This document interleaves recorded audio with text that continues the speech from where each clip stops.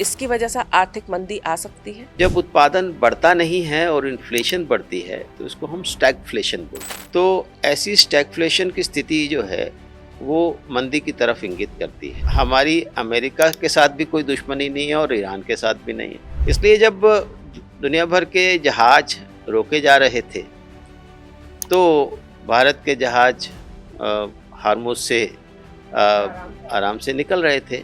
सभी अंतर्राष्ट्रीय संस्थान जो भी भारत के बारे में बात कर रहे हैं वो यही कह रहे हैं कि तमाम परिस्थितियों के बावजूद 2026 में हमारी जो ग्रोथ है वो 6.4% से नीचे नहीं आने वाली है। जिन देशों के द्वारा हमारे देश पर आतंकवादी हमले होते हैं, आतंकवाद फैलाया जाता है, उन पर भी हम हमला नहीं करते हैं।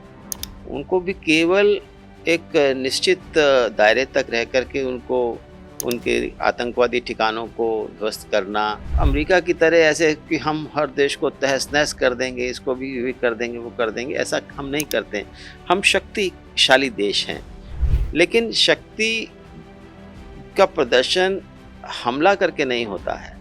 शक्ति का प्रदर्शन होता है जब दूसरा देश समझ जाता है कि इनसे झगड़ा करके इनका आक्रमण यदि हो जाएगा तो हम तहस नहस हो जाएंगे।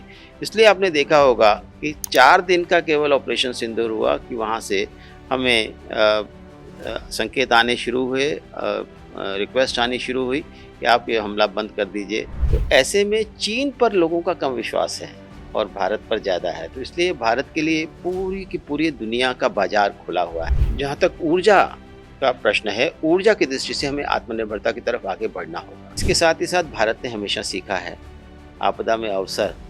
तो उन आपदा में अवसर की दृष्टि से जब हम बात करते हैं तो हम बहुत तेज़ी से इलेक्ट्रिफिकेशन की तरफ जा रहे हैं। देखिए, अमेरिका की जहाँ तक बात है, अमेरिका में ज़बरदस्त तरीके से इन्फ्लेशन भी बढ़ रही है। जहाँ तक भारत का प्रश्न है, भारत अपने घरेलू बाजार पर बहुत ज़्यादा निर्भर करता है। हमारा एक्सपोर्ट जो है वो बहुत मिनिमम है। अगर रुपया गिरता है तो इसके लिए कौन जिम्मेदार होता है और किस तरह से रुपया गिरता या उठता है? एक तो डॉलर हेजेमनी, और आप देख रहे हैं कि प्रेसिडेंट ट्रंप तमाम उस सब व्यक्तियों पर, देशों पर उबल पड़ते हैं जो बात करते हैं डीडॉलराइजेशन की। जो दुनिया है वो बहुत ध्रुवीय हो गई। जब अमेरिका ने ईरान पर आक्रमण किया तो ये सोच करके किया था कि 2 दिन में हम युद्ध को खत्म कर देंगे, हम तो दुनिया की महाशक्ति हैं। नमस्कार, पांचजन्य में आप सभी का बहुत बहुत स्वागत है।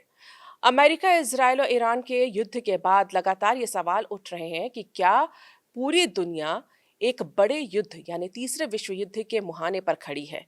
क्या अब पूरी दुनिया आर्थिक मंदी की चपेट में आने वाली है? क्या पेट्रोल की कीमतें या तेल की कीमतें इतनी बढ़ जाएंगी कि आम आदमी को किल्लत हो जाएगी?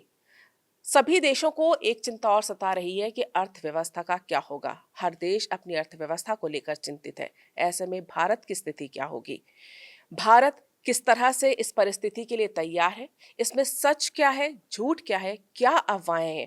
इन सभी पर चर्चा करने के लिए आज हमारे साथ है अश्विनी महाजन जी, जो कि अर्थशास्त्री भी हैं, स्वदेशी जागरण मंच से जुड़े हुए भी हैं और इस विषय पर इनसे बेहतर जानकारी कोई नहीं दे सकता। तो आइए टू द पॉइंट उन्हीं से बात करते हैं। अश्विनी जी, आपका बहुत बहुत स्वागत है। धन्यवाद तृप्ति जी। जब से ये अमेरिका ईरान वाला मामला शुरू हुआ है, चाहे वर्ल्ड बैंक की बात करें या कई अंतर्राष्ट्रीय संस्थाओं की हम बात करें, बार बार ये सवाल उठ रहा है जो आम लोगों को डरा रहा है कि क्या आर्थिक मंदी आने वाली है। 2008 में हमने आर्थिक मंदी देखी थी, उसका असर हमने पूरी दुनिया पर देखा था, भारत पे भी उसका असर पड़ा था।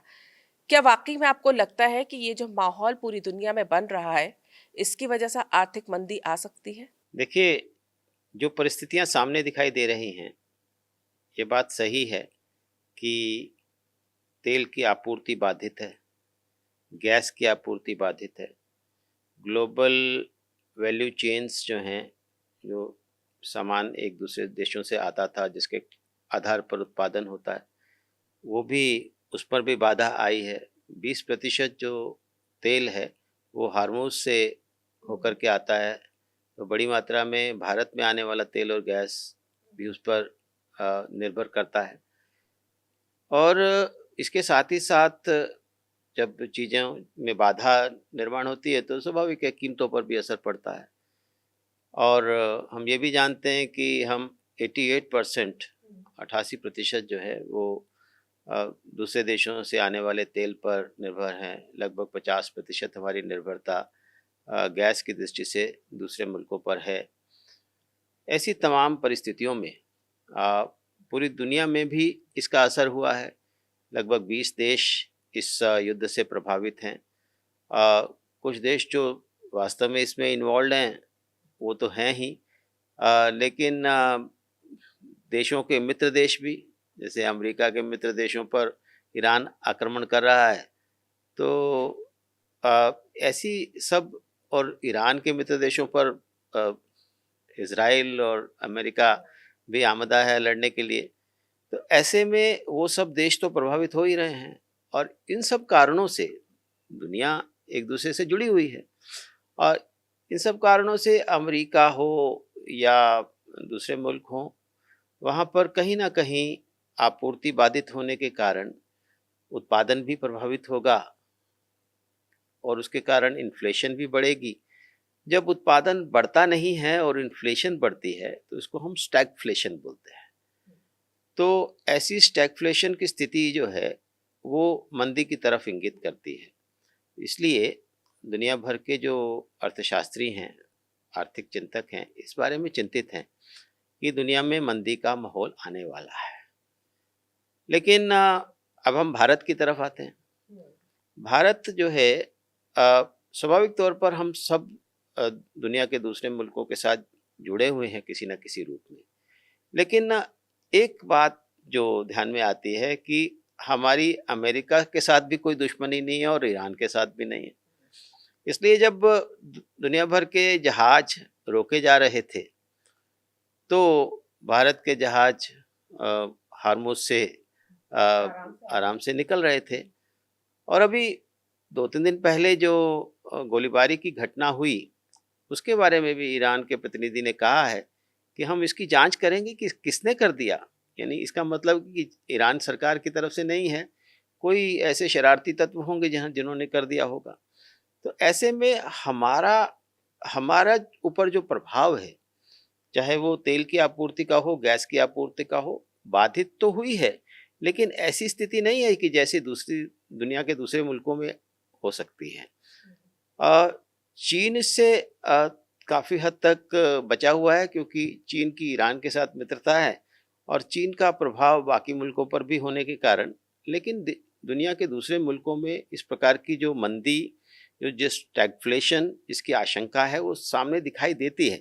लेकिन अगर आप इसमें मैं यदि कहूँगा तो कभी मंदी नहीं होगी और हम आगे हमारी ग्रोथ वैसी ही जारी रहने वाली है, तो शायद ये इनकम्प्लीट होगा। लेकिन अगर हम IMF की बात करें, अगर हम UN की बात करें, सभी अंतर्राष्ट्रीय संस्थान जो भी भारत के बारे में बात कर रहे हैं वो यही कह रहे हैं कि तमाम परिस्थितियों के बावजूद 2026 में हमारी जो ग्रोथ है वो 6.4% से नीचे नहीं आने वाली है, और 2027 में ये 6.8% तक रहेगी। यानी कुल मिलाकर के दुनिया हमारे बारे में ज़्यादा आश्वस्त है। शायद हमारे देश की अपोजिशन पार्टीज शायद उतनी आश्वस्त दिखाई नहीं देती हैं। इसीलिए मैं आपसे एक चीज़ पूछना चाहती थी, क्योंकि जो बात हम ईरान की अगर हम बात कर रहे हैं, तेल के मामले में, गैस के मामले में भारत सबसे ज़्यादा डिपेंडेंट रहा है ना। इम्पोर्ट के ऊपर निर्भरता बहुत ज़्यादा है तेल और गैस को लेकर। उसके बावजूद जिस तरह से बाधाएं आ रही हैं, और जो खाड़ी देश हैं, ईरान अपने ही जो अमेरिका के मित्र देश हैं उनके ऊपर हमला कर रहा है, तो ये तमाम वही देश हैं जहाँ से भारत जो है तेल आयात करता रहा है या गैस आयात करता रहा है। कहने देखा जाए तो सबसे ज़्यादा असर भारत को पड़ना चाहिए था, सबसे ज़्यादा आयात कर रहा है ना, भारत पर असर पड़ रहा है। ऊपर से IMF जैसी संस्था ये बोल रही है कि भविष्य में भारत की ग्रोथ दिख रही है, जबकि बाकी जगह आर्थिक मंदी की बात कर रही है। तो ये कैसे हो सकता है? देखिए, इसका कारण ये है कि भारत एक शांति प्रिय देश है, वो किसी के साथ झगड़ा नहीं करता। जिन देशों के द्वारा हमारे देश पर आतंकवादी हमले होते हैं, आतंकवाद फैलाया जाता है, उन पर भी हम हमला नहीं करते हैं। उनको भी केवल एक निश्चित दायरे तक रह कर के उनको, उनके आतंकवादी ठिकानों को ध्वस्त करना, उनको थोड़ा सबक सिखाना, इतना ही करते हैं। भारत पहले कभी भारत हमला नहीं करता, ये भारत नीति हमला नहीं नहीं है। करता और अमेरिका की तरह ऐसे कि हम हर देश को तहस-नहस कर देंगे, इसको भी कर देंगे, वो कर देंगे, ऐसा हम नहीं करते हैं। हम शक्तिशाली देश हैं, लेकिन शक्ति का प्रदर्शन हमला करके नहीं होता है। शक्ति का प्रदर्शन होता है जब दूसरा देश समझ जाता है कि इनसे झगड़ा करके इनका आक्रमण यदि हो जाएगा तो हम तहस-नहस हो जाएंगे। इसलिए आपने देखा होगा कि 4 दिन का केवल ऑपरेशन सिंदूर हुआ कि वहाँ से हमें संकेत आने शुरू हुए, रिक्वेस्ट आनी शुरू हुई कि आप ये हमला बंद कर दीजिए। तो कहने का अभिप्राय ये है कि भारत की मित्रता हर देश के साथ है, अमेरिका के साथ है, ईरान के साथ है, खाड़ी के देशों के साथ है, इज़राइल के साथ है। और कई बार इज़राइल के साथ हमारी मित्रता को अन्यथा भी देखा जाता है कि आपने इज़राइल के साथ जाकर के बातचीत की, उसके बाद उन्होंने हमला कर दिया, ऐसा कुछ नहीं हुआ। लेकिन फिर भी हमारी चूँकि मित्रता सबके साथ है, इसलिए हमें किसी भी प्रकार का कोई भी देश नुकसान पहुँचाना चाहेगा, ऐसा नहीं होता है। तो इसलिए भारत जो है वो इन सब समस्याओं से बचा रहता है। लेकिन चूँकि पूरी दुनिया में एक तरह से आग लगी हुई है, तमाम प्रकार की इस प्रकार की परिस्थितियाँ बनी हुई हैं, तो ऐसे में स्वाभाविक है कि हम अपने आप को कैसे बचा के रखें, अपनी रक्षा कैसे करें, अपनी अर्थव्यवस्था को कैसे बचाएँ और कैसे आगे बढ़ें। क्योंकि हमारे लिए ग्रोथ सबसे बड़ी चिंता का विषय है कि हम जब तक हमारा विकास नहीं होगा, अ, ये भी ज़रूरी है कि लोगों की आमदनी बढ़े, उत्पादन बढ़े और चूँकि एक और बात है कि भारत जैसे चूँकि सबका मित्र देश है, हमारे जो खाड़ी के देशों के साथ अच्छे संबंध हैं। आगे चल कर के वहाँ जो ध्वस्त हुआ है, जो पुनर्निर्माण करना पड़ेगा, वहाँ भी भारत की भूमिका होगी। उनके विकास के लिए भी भारत की भूमिका होगी। वो किसी और देश पर बहुत आसानी से अपना डिपेंड नहीं हो सकते हैं, विश्वास नहीं कर सकते हैं। ऐसे में भारत जैसा मित्र देश सबको चाहिए और खाड़ी के देशों के साथ हमारी मित्रता, अबू धाबी में मंदिर का निर्माण, तमाम प्रकार के खाड़ी के देशों के जो प्रमुख हैं वो भारत में आते हैं, हमारे लोग वहाँ जाते हैं। ऐसी सब परिस्थितियाँ जो दिखाई देती हैं कि केवल खाड़ी ही नहीं, बाकी सब मुल्कों में भी ईरान के साथ हमारे जो अच्छे संबंध होने के कारण वहाँ भी पुनर्निर्माण की आवश्यकता होगी, वहाँ पर भी भारत मदद कर सकेगा। तो ऐसे में चीन पर लोगों का कम विश्वास है और भारत पर ज़्यादा है। तो इसलिए भारत के लिए पूरी की पूरी दुनिया का बाज़ार खुला हुआ है और उसके साथ ही साथ एक बात और है कि भारत खाद्यान्न की दृष्टि से, खाद्य पदार्थों की दृष्टि से पूरी तरह से आत्मनिर्भर है। इसलिए खाद्य सुरक्षा को खतरा होगा ऐसा कोई है नहीं। अ, हमारी मात्र जो निर्भरता वो तेल और गैस के ऊपर है। तेल और गैस हमारे पास लगातार उसकी सप्लाईज़ आ रही हैं। इसके साथ ही साथ हम तमाम प्रकार के जितने दूसरे उत्पाद होते हैं, अधिकांशतः उसका कच्चा माल से लेकर उसकी मध्यवर्ती वस्तुएँ तक लेकर हमारी काफ़ी आत्मनिर्भरता है। इस आत्मनिर्भरता को और अधिक बढ़ाने की ज़रूरत है। इसके साथ ही साथ हमें ये भी सोचना पड़ेगा कि आज तो चलिए तेल और गैस आ रहा है, लेकिन ये हमेशा के लिए हम अब इस पर निर्भर रहें और बड़ी मात्रा में हमारी जो फॉरेन एक्सचेंज है वहाँ जाती रहे, वो भी सही परिस्थिति नहीं है। तो ऐसे में हमें जहाँ तक ऊर्जा का प्रश्न है, ऊर्जा की दृष्टि से हमें आत्मनिर्भरता की तरफ आगे बढ़ना होगा। मैं अभी आपसे वही पूछने वाली थी कि हम ये जो इस बार माहौल बना है और जो तेल और गैस के ऊपर निर्भरता की बात बार-बार उभर के आई है और उससे फ़र्क पड़ता है। क्या ये समय आ गया है कि अब हमें इनके विकल्पों की ओर ज़्यादा ध्यान देना चाहिए? और क्या विकल्प हैं? और भविष्य में अगर वो विकल्प हमें मिल जाते हैं, तो तेल और गैस पर हमारी निर्भरता क्या पूरी तरह से ख़त्म हो जाएगी या वो बनी रहेगी लेकिन हमारे पास विकल्प रहेंगे तो असर कम रहेगा? देखिए, जहाँ तक तेल का प्रश्न है, पेट्रोलियम पदार्थों का प्रश्न है, गैस का प्रश्न है, ये इन सब की आवश्यकता हमें क्यों पड़ती है? वाहन चलाने के लिए पड़ती है, घरेलू ईंधन के लिए पड़ती है और इसके साथ ही साथ औद्योगिक ईंधन के लिए पड़ती है। अब आप ये देखिए कि जहाँ तक वाहनों का प्रश्न है, हम बहुत तेज़ी से इलेक्ट्रिक व्हीकल्स की तरफ आगे बढ़ रहे हैं। जहाँ तक घरेलू ईंधन का प्रश्न है, हम उसके भी विकल्पों की तरफ ज़्यादातर इलेक्ट्रिफिकेशन की तरफ आगे बढ़ रहे हैं। और जहाँ तक जो औद्योगिक ईंधन के लिए है, अभी भी हमारी निर्भरता कई उद्योगों की दृष्टि से, जैसे खासतौर पर धातु उद्योग हैं, उनमें हमारी गैस पर काफ़ी निर्भरता है और उसके कारण ये उद्योग प्रभावित भी हो रहे हैं वर्तमान स्थितियों में। लेकिन इसके साथ ही साथ भारत ने हमेशा सीखा है आपदा में अवसर। तो उन आपदा में अवसर की दृष्टि से जब हम बात करते हैं तो हम बहुत तेज़ी से इलेक्ट्रिफिकेशन की तरफ जा रहे हैं। और इलेक्ट्रिफिकेशन जब करते हैं तो जो बिजली है वो भी या तो कोयले से पैदा होती है, या तेल इस्तेमाल होता है, या सोलर या विंड या न्यूक्लियर एनर्जी। हम सोलर और विंड में बहुत तेज़ी से आगे बढ़ रहे हैं। और न्यूक्लियर एनर्जी में तो अब आने वाले समय में भारत विश्वगुरु बनने ही वाला है। और जहाँ तक तेल और कोयले की बात है, हमें तेल और कोयले पर निर्भरता को कम करना ही होगा। और हम देख रहे हैं कि अब जितनी भी एडिशनल जो हमारी विद्युत क्षमता अ, आ रही है, वो अ, अभी सोलर और विंड से आ रही है। अब सोलर में भी हमारी निर्भरता काफ़ी हद तक इक्विपमेंट्स की दृष्टि से चीन पर थी। उसको भी हमने कम करने का अभी प्रयास शुरू कर दिया है और अभी हम 20% आत्मनिर्भर हैं सोलर की दृष्टि से, और इक्विपमेंट्स की दृष्टि से हम बात करें तो, और विंड में हम 50% के आसपास हैं। तो सोलर में अभी हमने तय किया है कि आने वाले समय में जो भी सरकारी मदद के साथ जहाँ सरकारी कोई भी अंश सरकारी पॉलिसी का रहेगा, जैसे अपना ग्रिड पर हम भेजते हैं, ग्रिड कनेक्टेड इलेक्ट्रिसिटी जनरेशन जो होती है, उसमें डीसीआर यानी डोमेस्टिक कंटेंट रिक्वायरमेंट की जहाँ पूर्ति होती हो वहीं पर ही हम उसको अलाउ करेंगे। तो जहाँ तक सोलर का प्रश्न है, तो सोलर में जो हमारी आत्मनिर्भरता है धीरे धीरे बढ़ रही है। विंड में हम पहले से ही काफ़ी हद तक इन इक्विपमेंट्स की दृष्टि से आत्मनिर्भर थे और ज़्यादा बन रहे हैं। लेकिन यहाँ पर मैं एक जरूर आगाह करना चाहूँगा भारत सरकार को, भारत सरकार के उन सभी अफसरों को, कि हमें वास्तविक रूप से कैसे आत्मनिर्भर बना जाता है उसकी तरफ आगे बढ़ना चाहिए।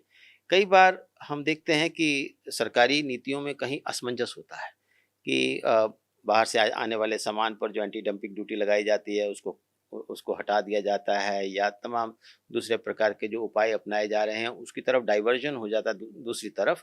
वो नहीं होना चाहिए और हमारी जो ध्यान है इस विषय पर जरूर रहना चाहिए, क्योंकि ये केवल आज कुछ पैसों का, कुछ कुछ रुपए सस्ता कुछ रुपए महंगा, इसका प्रश्न नहीं है।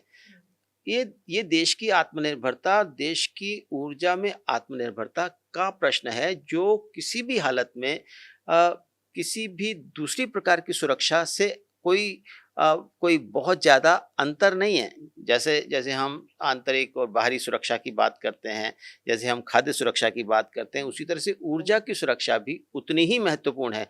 कई बार कहीं ज़्यादा महत्वपूर्ण है, क्योंकि आप देख रहे हैं कि अगर अगर हम गैस और तेल के बारे में इतने निर्भर नहीं होते, तो हमारे मजदूर यहाँ से पलायन जो थोड़े बहुत कर रहे हैं, वो नहीं कर रहे होते।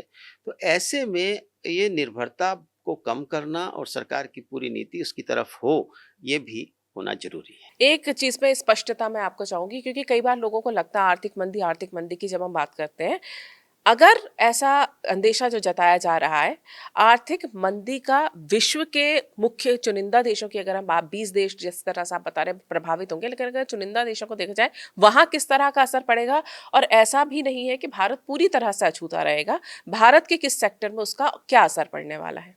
देखिए, अमेरिका की जहाँ तक बात है, अमेरिका में ज़बरदस्त तरीके से इन्फ्लेशन भी बढ़ रही है और वहाँ पर उत्पादन भी प्रभावित हो रहा है और वहाँ पर लोगों की आमदनी भी प्रभावित होगी।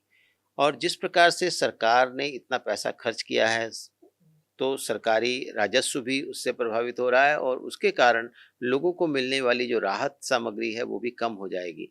ऐसे में वहाँ गरीबों के लिए परिस्थितियाँ और ज़्यादा खराब होने वाली हैं और लोगों की क्रय शक्ति भी कम होगी। ये मंदी के लक्षण होते हैं जिसके कारण वहाँ मंदी हो सकती है।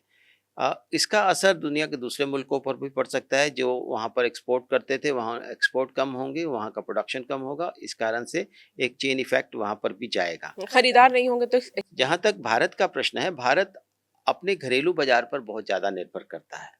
हमारा एक्सपोर्ट जो है वो बहुत मिनिमम है। हमारा हमारा एक्सपोर्ट उन देशों जैसा नहीं है कि जो एक पूरी तरह से एक्सपोर्ट आधारित ही होते हैं।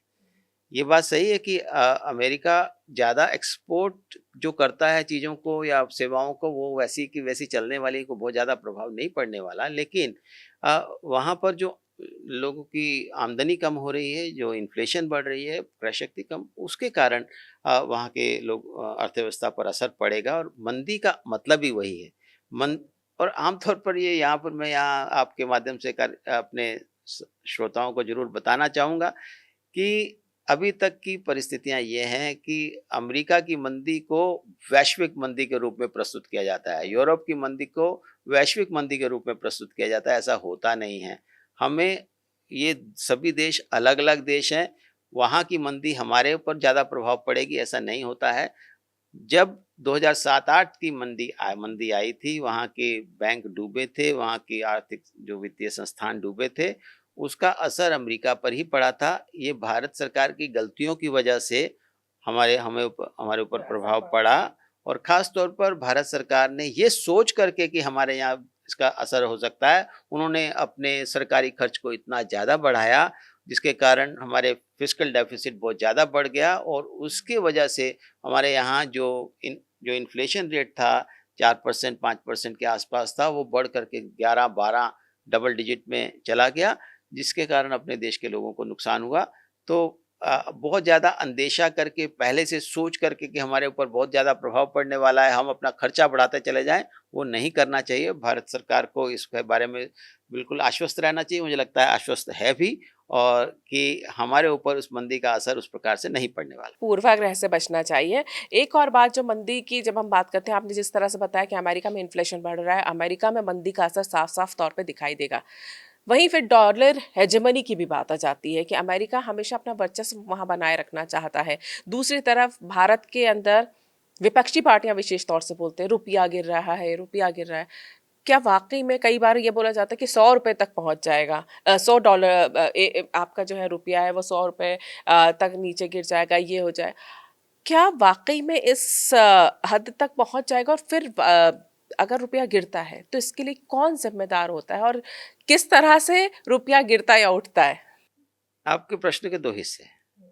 एक तो डॉलर हेजेमनी है, और आप देख रहे हैं कि प्रेसिडेंट ट्रंप तमाम उस सब व्यक्तियों पर, देशों पर उबल पड़ते हैं जो बात करते हैं डी-डॉलराइजेशन। एक बात यहाँ ज़रूर जोड़ दूँगी, क्योंकि अभी हाल ही में यूएई ने भी बोला है कि अगर हमारा रिकंस्ट्रक्शन में मदद नहीं की गई तो हम युआन की तरफ चले जाएंगे, डॉलर छोड़ के। तो मैं यही बात कह रहा था कि दो पक्ष हैं इसके। एक तो डी-डॉलराइजेशन का पक्ष है जो दुनिया भर में चल रहा है, कि एक ज़माना था कि दुनिया की रिज़र्व करेंसी का 70% डॉलर में होता था। इस बीच में यूरो आ गया, तो उसके कारण उसमें प्रतिशत में कमी आ गई, 59% तक आ गया। अभी पिछले कुछ सालों में हर देश जो है आगे उभर रहा है, युआन का महत्व भी बढ़ा है, और भारत ने अन्य देशों के साथ रुपए में ट्रेड करने का फैसला किया और 20 देशों के द्वारा अकाउंट्स खोल दिए गए हैं, और उनके आधार पर अब हम अपनी ट्रेड सेटलमेंट जो है वो रुपयों में करना शुरू कर रहे हैं। हम रूस को रुपयों में पेमेंट कर रहे हैं, ईरान को रुपये में पेमेंट कर रहे थे। ब्रिक्स में भी इसका जिक्र हुआ था। ब्रिक्स में भी, ब्रिक्स देशों के साथ भी हमारा एक ये बात आई कि ब्रिक्स करेंसी आ जाए, तो उसके लिए भारत तैयार नहीं था, क्योंकि ब्रिक्स में ज़्यादा जो शक्तिशाली देश चीन है, चीन का प्रभुत्व ज़्यादा है, तो इस कारण से हमने ब्रिक्स में एक दूरी का निश्चित दूरी बना करके रखी हुई है। लेकिन ब्रिक्स के द्वारा ये जो डिजिटल करेंसी की बात भी आई है, तो उसकी तरफ भी आगे बढ़ा जा सकता है। ऐसे तमाम डॉलर के विकल्प, जिनको मैं कह सकता हूँ, डॉलर के विकल्प आ रहे हैं। फिर ये अमेरिका के लिए खतरा नहीं है? तो अमेरिका वास्तव चाहेगा में ऐसा? इसी कारण से अमेरिका के चाहने या नहीं चाहने से नहीं हाँ, होगा। यही मैं उसका पूछना कारण चाह ये रही हूँ। है कि अमेरिका की शक्ति धीरे धीरे कम हुई है और स्वाभाविक है। एक समय था कि द्विपक्षीय द्विध्रुवीय विश्व होता था। एक तरफ धुरी थी अमेरिका, दूसरी तरफ थी यूएसएसआर। वो धुरी समाप्त होने के बाद एक ध्रुवीय विश्व हो गया। अब एक ध्रुवीय विश्व होने से तमाम ताकत जो है वो अमेरिका के पास आ गई। लेकिन इस बीच में, इस कालखंड में बहुत अंतर आया है। अब दुनिया के अलग अलग देशों ने अपनी अपनी शक्ति का प्रदर्शन करना शुरू किया है। वो शक्ति केवल आर्थिक रूप से हम कितने जीडीपी है उस पर भी निर्भर करती है, लेकिन हमारी ताकत टेक्नोलॉजी में कैसी है, प्रतिरक्षा में कैसी है, पेमेंट सिस्टम में कैसी है, हमारा हमारा इम्पोर्टेंस कितना है दुनिया में, हमारी सॉफ्ट पावर कितनी है, वो उन सब के ऊपर निर्भर करता है हमारी ताकत को। तो अब जो दुनिया है वो बहुध्रुवीय हो गई है, अब एक ध्रुव नहीं है। तो ऐसे में एक ध्रुव यदि ये सोचे कि भाई मेरे हाथ में सब दुनिया है, वो ऐसा है नहीं। तो उसी मुगालते में जब अमेरिका ने ईरान पर आक्रमण किया तो ये सोच करके किया था कि 2 दिन में हम युद्ध को खत्म कर देंगे, हम तो दुनिया की महाशक्ति हैं। लेकिन ईरान ने दिखा दिया कि भैया ये तो ऐसा संभव है नहीं। तो हम भी हैं और उधर से दूसरे मुल्कों का भी उसको मदद मिलने शुरू हो गई। तो ऐसे में जो एक ध्रुवीय दुनिया बन रही थी, अब वो बहुध्रुवीय की तरफ आ गई, मल्टीपोलर विश्व हो गया। उस मल्टीपोलैरिटी के संदर्भ में अब अमेरिका के डॉलर की ताकत उतनी नहीं है। अब दूसरा प्रश्न आता है कि अगर ताकत उतनी नहीं है तो उसकी कीमत क्यों बढ़ रही है? अभी चूंकि अभी दुनिया के तमाम बड़े जो देश हैं, खासतौर पे तेल बेचने वाले देश, वो सारे डॉलर में डील करते हैं। और जैसे ही भारत ने रूस से रुपयों में तेल खरीदना शुरू हुआ, तभी उन्होंने कहा कि भी आप तेल रूस से खरीदोगे तो हम बंद ये करें, बंद करें। घबराहट वो तो दिखाई दी थी। घबराहट दिखाई दी। जी। तो ऐसे में अभी थोड़े समय के लिए ये सही है कि अमेरिका के डॉलर्स की कीमत इसलिए बढ़ रही है क्योंकि उनकी मांग बढ़ रही है। लेकिन बहुत लंबे समय तक ऐसा नहीं रहने वाला। जैसे जैसे विभिन्न देश अपनी अपनी करेंसियों में इंटरनेशनल सेटलमेंट करते शुरू हो जाएंगे, तो वैसे वैसे डॉलर का महत्व भी कम होता चला जाएगा। अब दूसरा प्रश्न यह है कि भारत में रुपए की कीमत कम क्यों हुई और डॉलर की कीमत बढ़ क्यों रही है? अब आप ये देखिए कि 2023-24, 24-25 में हमारा रुपया आमतौर पर स्थिर रहा। हमारी जो डेप्रिसिएशन का जो रेट जो पहले 6-7% होता था, 5-6% होता था, अब वो घट करके 1-1.5% पर आ गया। लंबे समय तक ऐसा चला, 83 रुपये के आसपास रुपया चलता रहा। लेकिन अभी हाल फिलहाल में चूंकि अब हमारी परिस्थितियां इस प्रकार की बन गई, तेल की कमी की वजह से, और साथ ही साथ हमारा जो चीन से जो आयात था वो भी बहुत बड़ी मात्रा में बढ़ा। सरकार को उसकी तरफ ध्यान देना चाहिए, हमारा ये कहना है। तो क्योंकि उनके साथ हमारा जो आयात घाटा था वो 100 अरब डॉलर तक पहुंच गया, इसके कारण डॉलर की डिमांड बढ़ गई और उसके कारण हमारा जो रुपया है 83 से लेकर 86-87 रुपये तक आ गया। फिर विषय आ गया अभी हाल फिलहाल में जो तेल की कमी के वजह से, तेल की कीमतें बढ़ने की वजह से, बाधाएं आने के कारण हमें हमारा जो अंतर्राष्ट्रीय मंदी की जो आहट आई, उसका एक और प्रभाव पड़ता है। केवल यही नहीं है कि हम ज़्यादा पैसा दुनिया के दूसरे मुल्कों को भेजेंगे, डॉलर हमारी तरफ से ज़्यादा जाएगा, डॉलर की डिमांड बढ़ गई, सप्लाई कम हो रही है, इसलिए रुपये की कीमत डाउन जा रही है। इसके अलावा दुनिया में मंदी की आहट की वजह से जो विदेशी निवेशकों ने भारत में, जिसको फॉरेन पोर्टफोलियो इन्वेस्टर्स कहते हैं, उन्होंने जो भारत में निवेश किया हुआ था, मात्र एक ही महीने में उन्होंने 88,000 करोड़ रुपए निकाल लिए। मार्च में 28 फरवरी को ये युद्ध शुरू हुआ, 1 मार्च से लेकर 31 मार्च के बीच में 88,000 करोड़ रुपया निकाला। उसके बाद फिर 1 से 15 अभी जो अप्रैल तक भी उन्होंने पैसा निकाला, लगभग ऐसा ही ध्यान में आता है कि करीब-करीब 15-16 बिलियन डॉलर वो यहाँ से लेके चले गए। तो ऐसे में एक तरफ हमारी जो डॉलर की सप्लाई कम हो रही है, दूसरा डॉलर की माँग बढ़ रही है। इसलिए नहीं कि हमें तेल की कीमत ज़्यादा देनी पड़ रही, इसलिए कि विदेशी निवेशक यहाँ थे, उनको भी हमने पैसा लुटाना पड़ा। तो ऐसे में हमारे रुपया डाउन गया और इसके साथ ही साथ जब रुपया डाउन जा रहा होता है, तो विश्व में ये जो आर्थिक दुनिया है, वो है बड़ी अजीब किस्म की। कि जब हम कोई चीज़ ऊपर जा रही होती है तो लोगों को लगता है कि बहुत ऊपर जाएगी, और जब कोई चीज़ नीचे जा रही होती है तो लोगों को लगता डूब है कि जाएगी। जो हाँ, अब तो ये डूब ही जाने वाला है। तो इसको हम इन्फ्लेशनरी एंड डिफ्लेशनरी एक्सपेक्टेशंस बोलते हैं अर्थशास्त्र की भाषा में। तो उन एक्सपेक्टेशंस के कारण सट्टेबाजी शुरू होती है, और सट्टेबाज तो किसी भी हालत तक कहीं पर भी ले जाते हैं।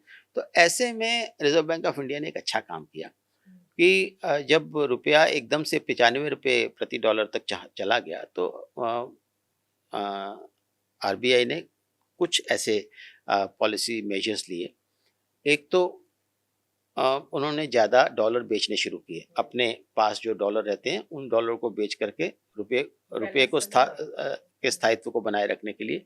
दूसरा, स्वैपिंग एक अरेंजमेंट होता है कि हम फ्यूचर के लिए उसको कर देते हैं, उसको उस स्वैपिंग के माध्यम से भी हमने रुपये को रखने की कोशिश की, और जिन लोगों ने पोजीशंस ले रखी थी उनको भी हमने डिप्रेस किया, और उनको जो सट्टेबाजी को अलग-अलग प्रकार से रोकने का प्रयास किया। उस सट्टेबाजी को रोकते ही जो 95 रुपये 96 रुपये पर पहुंच रहा था रुपया, वो 92 रुपये पर आ गया, तो 92-93 रुपये के आसपास आ गया। तो ये सब जो मेजर्स थे वो बड़े ज़रूरी थे, और हालांकि जो बाजार के समर्थक होते हैं वो तो कहते ही रहते हैं कि आप ऐसा नहीं करिए, बाजार को अपने ढंग से चलने दीजिए, लेकिन मुझे लगता है कि बाजार पर सरकार का अंकुश जरूरी है। बाजार महत्वपूर्ण होता है, लेकिन बाजार की उच्च श्रृंखलता को हमें इसलिए नियंत्रण स्वीकार आवश्यक नहीं है। करना चाहिए। एक चीज़ और मैं आपसे पूछूंगी कि ग्लोबलाइजेशन जैसे ही आया, हमने देखा था 91 के बाद भारत में भी बाजार खुले। अब जिस तरह से आप बता रहे हैं कि आत्मनिर्भरता की ओर बढ़ना है, स्वदेशी की ओर बढ़ना है, हम पिछले 10 सालों में भारत में हम सरकार को भी देखते हैं, प्रधानमंत्री मोदी को भी हमने देखा, आत्मनिर्भर भारत की बात वो लगातार करते रहे हैं। क्या आपको लग रहा है कि अब विश्व बदल रहा है, अब ये ग्लोबलाइजेशन से स्वदेशी की तरफ या राष्ट्रीय जो आधारित अर्थव्यवस्था होती है उसकी ओर बढ़ रहा है विश्व?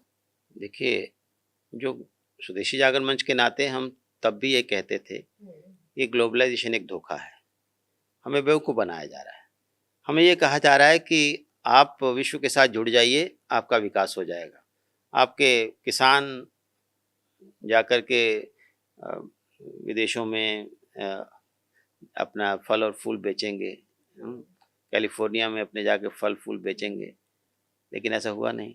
कैलिफोर्निया के फल और फूल जरूर आ गए, हमारे फल फूल वहाँ नहीं बिके।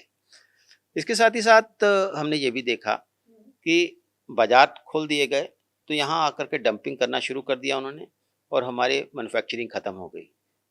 हमारा जो एक डी इंडस्ट्रियलाइजेशन हुआ था अंग्रेज के ज़माने में, और दूसरा डी इंडस्ट्रियलाइजेशन हुआ ग्लोबलाइजेशन के ज़माने में। हमारी इंडस्ट्री ख़त्म हो गई। हमारी जीडीपी में मैन्युफैक्चरिंग का हिस्सा 19.5% होता था, वो घट करके 12-13% के आसपास आ गया। इसके कारण हमारे यहाँ रोजगार प्रभावित हुआ, इसके कारण हमारी निर्भरता दूसरे मुल्कों पर बढ़ गई, इसके कारण हमारे देश में जो उत्पादन भी होता था, जैसे ऑटोमोबाइल का उत्पादन है, उसमें जो रेयर अर्थ मटेरियल लगना है उसके लिए हम चीन पर निर्भर थे। हमारी फार्मास्यूटिकल इंडस्ट्री में जो एपीआई चाहिए उसके लिए हम चीन पर निर्भर थे। हमारे यहाँ जो मोबाइल फ़ोन थे, स्मार्टफोन, हम चीन पर निर्भर हो गए। हमारे यहाँ इलेक्ट्रॉनिक्स के लिए हम चीन पर निर्भर हो गए। हमारे यहाँ जो केमिकल्स थे, ऑर्गेनिक नॉन ऑर्गेनिक, सभी के लिए हम दूसरे मुल्कों पर निर्भर हो गए। आप नेम ए कमोडिटी, आप हर चीज़ में दूसरे मुल्कों पर निर्भर हो गए। तो ऐसे में जो आत्मनिर्भरता कोई मात्र नारा नहीं है, ये आज की ज़रूरत है। मैं यहाँ पर आपके दर्शकों को एक बात यहाँ बताना चाह रहा हूँ कि एक दुनिया में एक बहुत बड़ा आयोजन होता है, वर्ल्ड इकोनॉमिक फोरम डेवोस में, हर बार उस वर्ल्ड इकोनॉमिक फोरम में मल्टीनेशनल कंपनियां, बड़े बड़े मुल्क, डेवलप्ड कंट्रीज, तमाम ऐसे लोग आते थे, अर्थशास्त्री आते थे और ग्लोबलाइजेशन को सेलिब्रेट करते थे कि ग्लोबलाइजेशन के अलावा कोई और रास्ता नहीं। लेकिन इस बार के दावोस में मातम का माहौल था। ग्लोबलाइजेशन की कोई भी प्रशंसा नहीं कर रहा था, हर कोई ग्लोबलाइजेशन को कोस रहा था। कहा जा रहा था कि ग्लोबलाइजेशन का मतलब तो वेपनाइजेशन हो गया। आप डॉलर को वेपनाइज कर रहे हो, आप ग्लोबल वैल्यू चेन्स को वेपनाइज कर रहे हो, आप सेमीकंडक्टर्स को वेपनाइज कर रहे हो, आप रेयर अर्थ मटेरियल्स को वेपनाइज कर रहे हो, आप पेमेंट सिस्टम को वेपनाइज कर रहे हो। तो how can weaponization lead to welfare of all? जब कोई देश किसी दूसरे मुल्क या मुल्कों पर इस प्रकार से इन चीजों को हथियार के रूप में इस्तेमाल कर रहा है, तो कहाँ का ग्लोबलाइजेशन, कैसा ग्लोबलाइजेशन? ऐसे में कार्नी जो कनाडा के प्रधानमंत्री हैं, उन्होंने साफ तौर पर कहा कि हमारे साथ धोखा हुआ है। तो आज दुनिया में हर कोई ये कह रहा है कि ग्लोबलाइजेशन एक धोखा था। ये एक बात स्वदेशी दुनिया भर के अर्थशास्त्रियों को इतने देर से समझ में क्यों आई? हमने 1991 में कहा था। तो हमारा ये कहना है कि ये इस धोखे से जितनी जल्दी बाहर आया जाए उतना ही अच्छा है। और अगर हम अपने देश में हम अपने आप को बचा पा रहे हैं तो इसलिए कि हम बहुत सारी चीजों में आत्मनिर्भर हैं। आज हम प्रतिरक्षा के सामानों में, चाहे वो मिसाइल हैं, चाहे वो तोप है, चाहे वो एंटी ड्रोन सिस्टम है, चाहे वो ड्रोन्स हैं, चाहे वो एयर डिफेंस सिस्टम है, वहां हम आत्मनिर्भर हैं, इसलिए हम बचे हैं। हम खाद्य पदार्थों की दृष्टि से आत्मनिर्भर हैं, इसलिए हम बचे हैं। हम केमिकल्स में आत्मनिर्भर हैं, इसलिए हम बच रहे हैं। हम ये तमाम जो चीजें हैं, हमने कोविड में देखा कि आत्मनिर्भरता के आधार पर ही हम किसी भी चीज का मुकाबला कर सकते हैं। दुनिया में आज भी अमेरिका में मात्र 30% लोगों ने वैक्सीन लगवाई होगी, चाहे वो बहुत बड़ा वो अमीर मुल्क है। हमारे यहाँ 100% लोगों की वैक्सीन लगी है। वहाँ पे भी फाइजर को लेके विवाद ही हो गया, विवाद ही चल रहा है। वैक्सीन भी विवादित थी। कहने का अभिप्राय यह है कि आत्मनिर्भरता ही एकमात्र रास्ता है। मैंने अभी आपके समक्ष बात रखी कि हम ऊर्जा की दृष्टि से आत्मनिर्भर बने, ये जरूरी है। हम प्रतिरक्षा की दृष्टि से आत्मनिर्भर बने। आज अगर मान लिया किसी देश ने हमारे ऊपर आक्रमण कर दिया, ऐसा लगता नहीं लेकिन कर दिया, तो आज हम सक्षम हैं अपनी सुरक्षा के लिए। आज यानी हमें पहले की तरह 71 की तरह हमें किसी से मदद मांगने की जरूरत नहीं होगी। हमने देखा कि जितने भी चीन की मिसाइल हमारे ऊपर आई, हमने सबको इंटरसेप्ट किया। हमारी मिसाइल को उनके चीन के इक्विपमेंट्स भी इंटरसेप्ट नहीं कर पाए। उन्होंने जितने भी ड्रोन हमारे यहाँ भेजे, कोई भी अपने लक्ष्य को भेद नहीं सका। हमारे जितने भी जहाज वहां जाकर के उन्होंने अटैक किया, उनकी एयर डिफेंस को पूरी तरह से तहस नहस कर दिया। हमारा ये कहना है कि इन सब आत्मनिर्भरता के रास्ते पर और ज्यादा आगे बढ़ने की जरूरत है। आत्मनिर्भरता ही एकमात्र विकल्प है इस प्रकार की मंदी से बचने के लिए, इस प्रकार की परिस्थितियों से बचने के लिए, और अपने देश के लोगों की जो कुशल क्षेम को आगे बढ़ाने के लिए, अपने देश की ग्रोथ को आगे बढ़ाने के लिए, अपने देश की डेवलपमेंट को आगे बढ़ाने के लिए, अपने इंफ्रास्ट्रक्चर को बेहतर करने के लिए ये सब जरूरी है। और हम अपने आत्मनिर्भरता की रास्ते पर आगे बढ़ें। मुझे लगता है कि जो हमने 2014 में मेक इन इंडिया की बात की, 2020 में हमने आत्मनिर्भर भारत की बात की, और 2025 में जब हमने पूरी तरह से स्वदेशी की बात की, इसका मतलब ये नहीं कि हमने दुनिया से कट जाना है। इसका मतलब ये है कि हमने दुनिया के ऊपर निर्भर नहीं रहना है। बिल्कुल ठीक कह रहे हैं। और आप शायद यही बात है कि दुनिया अब भारत मॉडल की तरफ भी देखने लगी है, और जिस तरह से डर बैठाया जा रहा है, लेकिन भारत के लिए अच्छी खबर यही है, मेक इन इंडिया की आपने जो बात की, क्यों बार बार आत्मनिर्भर भारत की बात सरकार करती रही है, क्यों बार बार ये बोला जाता है स्वदेशी को अपनाओ, इसके मायने आज समझ में आ रहे हैं जब पूरी दुनिया में परिस्थितियां बदल रही हैं और बड़ी बड़ी सुपर पावर्स जो हैं वो अपने अस्तित्व की लड़ाई लड़ रही है, अर्थव्यवस्था को बचाने के लिए अपने सारे जोर लगा रही हैं, तब भारत एक उम्मीद की किरण बना हुआ दिखाई दे रहा है। आपने इतने अच्छे से पूरी चर्चा में इस मुद्दे को समझाया, इसके लिए आपका बहुत बहुत धन्यवाद। धन्यवाद तृप्ति जी। अगर आपको ये चर्चा पसंद आई है तो इस वीडियो को लाइक करें, शेयर करें, इस चैनल को सब्सक्राइब जरूर करें। नमस्कार।